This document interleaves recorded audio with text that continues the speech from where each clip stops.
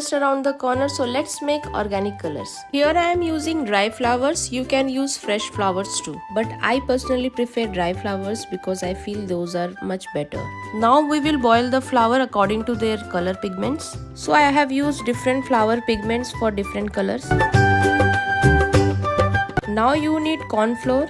So the reason we are using corn flour instead of other flours is because they don't stick with each other, like you can't make dough out of it. And when they completely dry up, again they become powder.